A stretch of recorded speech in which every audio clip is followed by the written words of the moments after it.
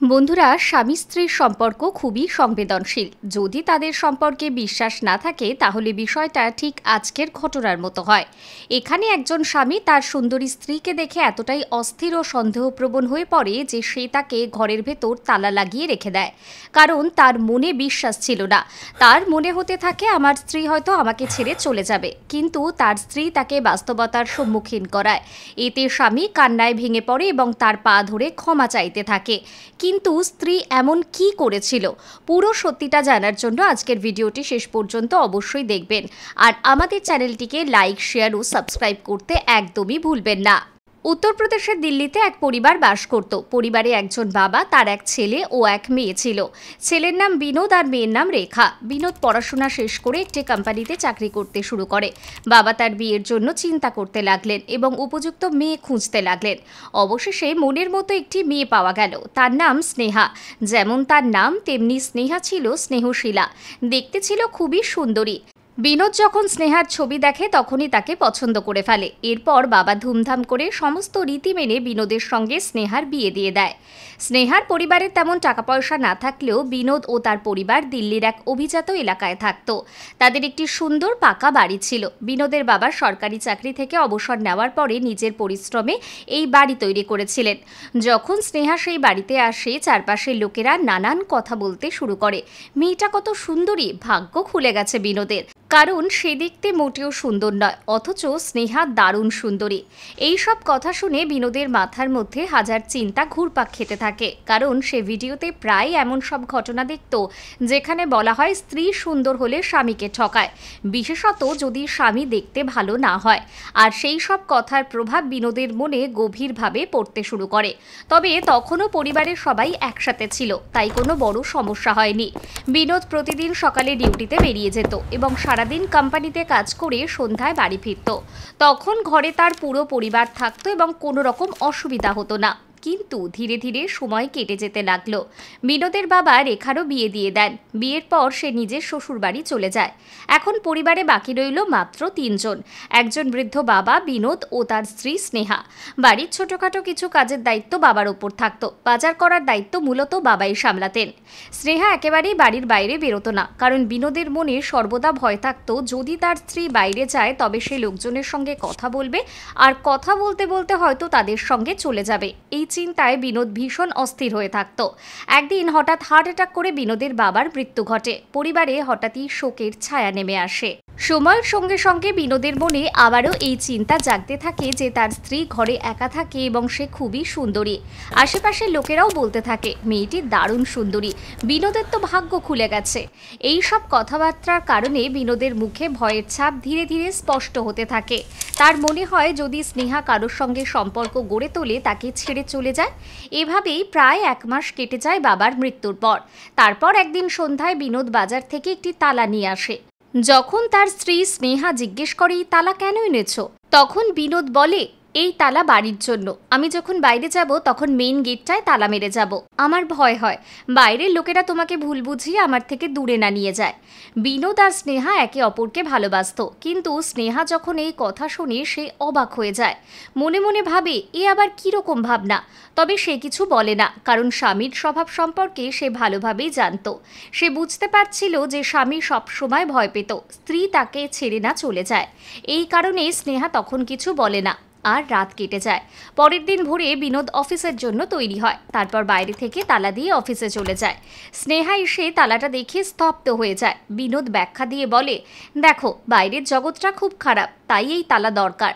এরপর স্নেহা চুপ করে যায়, হ্যাঁ সূচক মাথা নাড়ে, আর বিনোদ বেরিয়ে যায় অফিসে। কিন্তু তারপরও তার মনে ভয় হয় যদি কোনো গোলমাল হয়ে যায়। স্নেহা যদি জানালা দিয়ে কারোর সঙ্গে কথা বলে কিংবা গেটের ফাঁক দিয়ে কারোর সঙ্গে আলাপ করে। আস্তে আস্তে দিনটা কেটে যায়। সন্ধ্যার সময় বিনোদ বাড়ি ফিরে আসে। প্রথমেই সে তালা খুলে ঘরে ঢোকে। স্ত্রীকে প্রশ্ন করে, আজ সারাদিন কি করলে। মানে তার মাথায় এমন সন্দেহ গেঁথে গেছে যে স্ত্রী কোনো খারাপ কাজ করছে না তো, কিংবা তাকে ছেড়ে কারোর সঙ্গে পালিয়ে যাবে না তো। স্নেহা আগে থেকে এসব বুঝতো, কিন্তু এখন ব্যাপারটা সীমা ছাড়িয়ে যাচ্ছিল। এক তো সারাদিন তালাবন্দি করে রেখে যায়, উপরন্তু ফিরে এসে প্রশ্নের ঝড় তোলে। তবুও স্নেহা স্বাভাবিকভাবে সব প্রশ্নের উত্তর দিয়ে দেয়। এরপর বিনোদ খাওয়া দাওয়া করে এবং সময় এগিয়ে যায়। কিন্তু এই প্রতিদিনের নির্যাতন থামছিল না। বাইরে বেরোলে স্বামী গেটে তালা দিয়ে যেত, আর স্ত্রী সারাদিন ঘরের ভেতর বন্দি থাকত। শুধু তাই নয়, অফিস থেকে ফেরার পরেও সে স্ত্রীকে চোখের আড়াল হতে দিত না। বিনোদের ভয় ছিল যদি স্ত্রী কারোর সঙ্গে কথা বলে। সময় বাড়ার সঙ্গে সঙ্গে এই নির্যাতন আরও বাড়তে থাকে। তখন স্নেহা অনেক ভেবে সিদ্ধান্ত নেয় আজ রাতে স্বামীকে বুঝিয়ে বলবে। যদি সে বোঝে তবে ভালো, না হলে অন্য উপায় ভাবতে হবে। সন্ধ্যায় যখন বিনোদ ফিরে আসে তখন স্নেহা শান্তভাবে বোঝাতে শুরু করে, দেখো, আমরা দুজন স্বামী স্ত্রী, এইভাবে যদি চলতে থাকে তাহলে সংসার কিভাবে চলবে? তখন বিনোদ উত্তর দেয়, আমি কি এমন করেছি? স্নেহা বলে, তুমি আমাকে তালাবন্দি করে রেখে যাও। আশেপাশের লোকেরা হাসাহাসি করে। তারা বলে মনে হয় এর স্বামী পাগল, স্ত্রীকে বন্দি করে রেখে যায়। বিনোদ তখন আবার একই যুক্তি দেয়, আমি তোমাকে তালাবন্দি করি কারণ বাইরের জগৎটা খুব খারাপ, তুমি সরল, কেউ যদি ভুলিয়ে তোমাকে নিয়ে যায় তুমি হয়তো আমাকে ছেড়ে চলে যাবে, আমি তোমার থেকে আলাদা হতে চাই না। এই কথা শুনে স্নেহা শান্তভাবে বলে, হ্যাঁ, তোমার ভয় ঠিক আছে, কিন্তু তুমি যখন ফিরে আসো তখনও সারাক্ষণ আমাকে নজরে নজরে রাখো। আমি কি তোমার চোখের সামনে পালিয়ে যাব? তখন বিনোদ বলে, যদি পালিয়ে যাও তবে আমি কি করব? স্নেহা বিনোদের মুখে এক অদ্ভুত জিনিস লক্ষ্য করল। তার মুখে ভয় আর সন্দেহের মিশ্র অভিব্যক্তি দেখে স্নেহার মনের ভেতরে অজানা আতঙ্ক জেগে ওঠে। সে ভাবতে থাকে যদি এই ভয় এভাবেই বাড়তে থাকে তবে আমাদের সম্পর্ক একেবারেই টিকবে না। এই ভেবে সেদিনের মতো চুপ করে যায়। কিন্তু পরের দিনও একই ঘটনা ঘটে। প্রতিদিন একই রুটিন, তালা দিয়ে বেরিয়ে যাওয়া আর স্নেহাকে সন্দেহের নজরে দেখা। এখন স্নেহা ভাবতে শুরু করে কিভাবে স্বামীর এই ভয় দূর করা যায়। এই ভেবেই 4-5 দিন কেটে যায়। প্রতিদিন সে শুধু এই নিয়েই ভাবে। তারপর অবশেষে সিদ্ধান্ত নেয়, যাই হোক না কেন এবার স্বামীকে বাস্তবতা দেখাতে হবে, বুঝিয়ে বলতে হবে সম্পর্ক সন্দেহ নয়, বিশ্বাসে চলে। অনেকবার তার মনে হয়েছে এই বাড়ি ছেড়ে বাবার বাড়ি ফিরে যায়, কিন্তু সে জানতো তার বাবার বাড়ির অবস্থা খারাপ, তারা কোনো মতে দিন কাটাচ্ছে। যদি সেও সেখানে গিয়ে ওঠে তবে তাদের জীবনযাপন আরও দুর্বিষহ হয়ে যাবে। এই কারণে স্নেহা স্থির করলো আগে স্বামীকে বাস্তবতা বোঝাবো, যদি সে বোঝে তবে ভালো, না হলে এখান থেকে চলে যাব, যেমন করেই হোক বাকি জীবনটা কাটিয়ে দেব। কারণ ঘরে বসে থাকলেও বাইরের শব্দ তাকে ডাকতো। সে ভাবত কবে আমি এই কারাগার থেকে মুক্তি পাবো। দিনের আলো দেখা যেন তার ভাগ্যেই ছিল না। স্বামী প্রতিদিন তাকে বন্দি করে রেখে দিত। এরপর একদিন স্নেহা পাশের বাড়ির মণি কাকিমাকে জানালা দিয়ে ডাকে এবং তার সঙ্গে কথা বলতে শুরু করে। স্নেহা বলে ওঠে, কাকিমা, আমি আর সহ্য করতে পারছি না, বিনোদকে একটু বুঝিয়ে বলুন, আমার জন্য আপনাকে এই কাজটা করতে হবে। এই কথা শুনে মণি কাকিমা, যিনি বিনোদের স্বভাব সম্পর্কে ভালোভাবেই জানতেন, বলে ওঠেন, এসব ব্যাপারে আমাকে জড়িও না, যা করার তুমি নিজেই করো, স্বামীকে বোঝাও, আমাকে এই ঝামেলায় টেনো না। এ কথা শুনে স্নেহার চোখে জল এসে যায়। সে কাঁপা গলায় বলে, কাকিমা, আপনি আমার শেষ ভরসা, ওর সন্দেহ দিন দিন বেড়েই চলেছে, মনে হচ্ছে এতে আমাদের সংসার ভেঙে যাবে, এটা আমি চাই না। যেমনই হোক সে আমাকে খুব ভালোবাসে, সেই ভালোবাসার কারণেই তো আমাকে বন্দি করে রাখে। মণি কাকিমা কিছুক্ষণ চিন্তা করে বললেন, আচ্ছা, যদি এমন হয় তবে আমি সাহায্য করব, বলো কি করতে হবে? তখন স্নেহা বলল, আপনাকে শুধু একটাই কাজ করতে হবে, এই তালার একটা ডুপ্লিকেট চাবি বানিয়ে আমাকে দিতে হবে। এ কথা শুনে মণি কাকিমা আঁতকে ওঠেন, না না, এটা আমি পারবো না, যদি চাবি বানিয়ে তোমাকে দিই আর তোমার স্বামী জেনে যায় তাহলে সে তো আমার সঙ্গেই ঝগড়া করবে। কিন্তু স্নেহা অনুরোধ করতে থাকে, আপনি নিশ্চিন্তে থাকুন, আমি কখনো বলবো না যে আপনি আমাকে চাবি দিয়েছেন, পরে যদি ব্যাপারটা ফাঁস হয় তখন শুধু আপনাকে সাক্ষ্য দিতে হবে। মণি কাকিমা বারবার না করলেও শেষমেশ স্নেহা অনেক বুঝিয়ে তাকে রাজি করিয়ে নেয়। তিনি ডুপ্লিকেট চাবি বানিয়ে স্নেহাকে দিয়ে দেন। এবার স্নেহার হাতে চাবি এসে গেল। তবুও সে প্রায় 2 মাস ধরে সেই তালাবন্দি অবস্থাতেই কাটালো।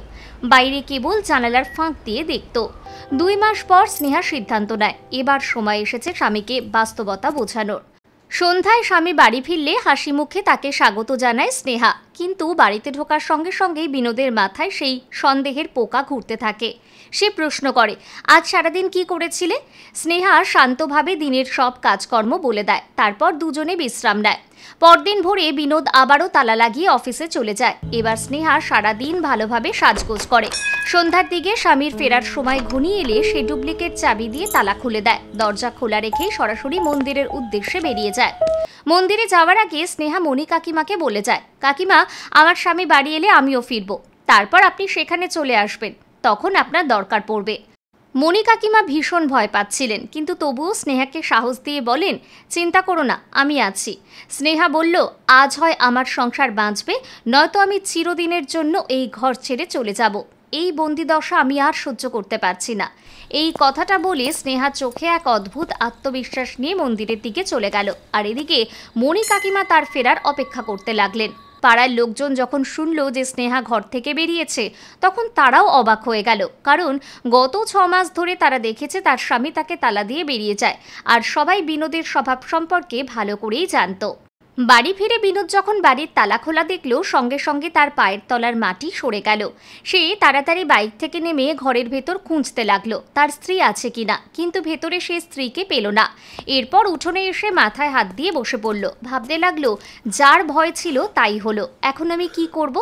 সে সঙ্গে সঙ্গে স্ত্রীর বাপের বাড়িতে ফোন করলো, কিন্তু সেখান থেকেও কোনো খবর পাওয়া গেল না। তাদের আসতে বলে নিজে উঠোনে বসে চিন্তায় ডুবে গেল। ঠিক তখনই মন্দির থেকে খুশি মনে ফিরে এলো স্নেহা। উঠোনে স্বামীকে বসে থাকতে দেখে সে অবাক হলো না, কারণ সবকিছুই তার প্ল্যানের অংশ ছিল। অল্পক্ষণেই মণি কাকিমাও এসে গেলেন। বিনোদ স্ত্রীকে প্রশ্ন করল, কোথায় গিয়েছিলে তুমি? আমি তো তোমায় বলেছিলাম তুমি ঘর থেকে বেরোবে না। স্নেহা শান্ত গলায় উত্তর দিল, আমি মন্দিরে গিয়েছিলাম। মন্দিরে যাওয়াতে তো কোনো দোষ নেই। বিনোদ গর্জে উঠল, ঠিক আছে, তুমি মন্দিরে গিয়েছিলে, কিন্তু এই তালা খুললে কি করে? আর এই চাবি তোমার কাছে এলো কোথা থেকে? স্নেহা চোখে চোখ রেখে বলল, এই চাবি আমার কাছে আজ থেকে 2 মাস আগেই এসেছে, কিন্তু কখনো ব্যবহার করিনি। আজ মন চাইল যে মন্দিরে যাব, তাই তালা খুলেছি, এতে ভুলটা কোথায়? বিনোদ চোখ রাঙালো। সে বলল, এই ভয়ে তো আমি তালা দিয়ে যেতাম, যেন তুমি অন্য কারোর সঙ্গে কোথাও পালিয়ে না যাও। আর আজ তুমি আমার আদেশও ভঙ্গ করেছ, এটা আমি কোনোভাবেই মেনে নেব না। এ কথা বলে সে স্নেহাকে টেনে ঘরে নিয়ে যেতে চাইল, কিন্তু স্নেহা তার হাত ছাড়িয়ে দিয়ে দৃঢ় কণ্ঠে বলল, শোনো বিনোদ, তোমার পাগলামো আমি দেখে নিয়েছি। এইভাবে বন্দী হয়ে আমি সারা জীবন কাটাতে পারবো না। আমারও স্বাধীনভাবে বাঁচার অধিকার আছে। যদি তুমি আমাকে বন্দি করেই রাখতে চাও, তবে আমি এই ঘরে আর এক মুহূর্তও থাকবো না। আজই আমি এই সংসার ছেড়ে চলে যাব।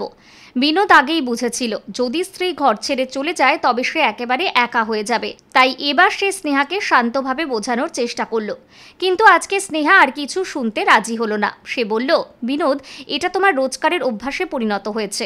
আমার বহুবার বোঝানোর পরেও তুমি কথা শোনোনি। যদি সত্যি আমার অন্য কারোর সাথে সম্পর্ক আছে, তাহলে আজ এতদিনে কোনো না কোনো প্রমাণ তো তোমার হাতে আসতো।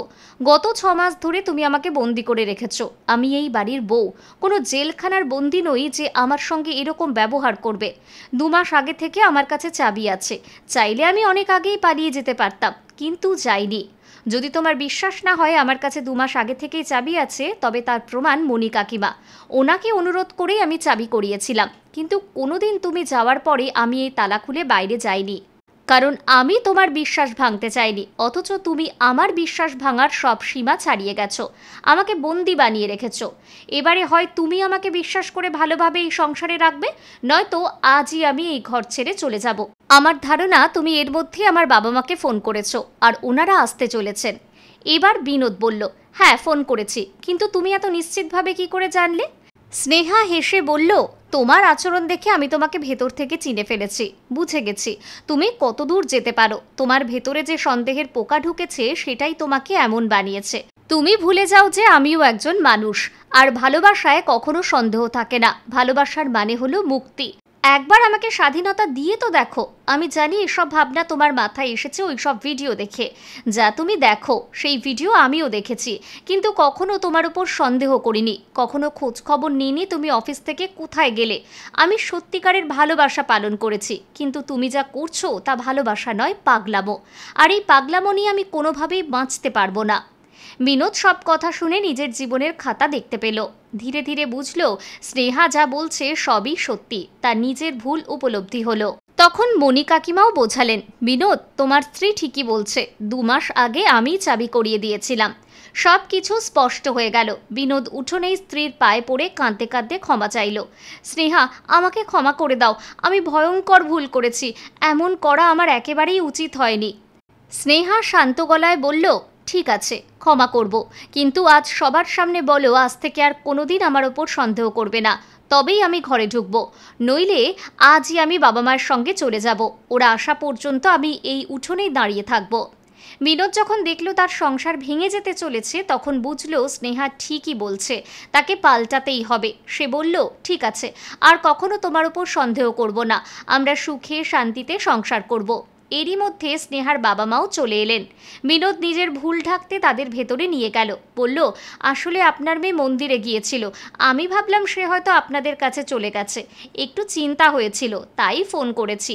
যাকগে, এখন যেহেতু আপনারা এসেছেন ভেতরে আসুন, বসুন, আপনাদের জন্য চা জলের বন্দোবস্ত করি। স্নেহা আর বিনোদ সুন্দর করে তাদের আপ্যায়ন করলো। চা খেয়ে বাবা মা ফিরে গেলেন। এরপর বিনোদ পুরোপুরি বদলে গেল, আর কোনোদিন স্ত্রীর ওপর সন্দেহ করতো না। তবে মাঝে মাঝে যখন স্নেহা কারোর সঙ্গে কথা বলতো তার মুখে অদ্ভুত এক ছায়া দেখা যেত। তখন স্নেহা দৃঢ়ভাবে বলতো, বিনোদ, এটা আমার সংসার, আমি তোমাকে ছেড়ে কোথাও যাব না, একেবারেই দুশ্চিন্তা করো না, আমার কাছে তুমি স্বামী পরমেশ্বর, তোমাকেই আমি আমার সব কিছু মানি। কোনোদিন আমার নামে খারাপ কিছু শুনলে তখন আমাকে বলবে, কিন্তু অকারণে আমাকে সন্দেহ করো না। এভাবে বিনোদের মনের সব ভয় কেটে গেল, আর আজও তারা দুজন সুখে শান্তিতে সংসার করছে। তো বন্ধুরা, এটাই ছিল আজকের সত্য ঘটনা। কেমন লাগলো তা অবশ্যই কমেন্টে জানাবেন। ভালো লেগে থাকলে লাইক আর চ্যানেলটা সাবস্ক্রাইব করে দিন, যাতে আপনাদের জন্য এরকমই আরও ভিডিও নিয়ে আসতে পারি। আবার দেখা হবে নতুন কোনো ঘটনা নিয়ে। ততক্ষণ পর্যন্ত জয় হিন্দ, জয় ভারত।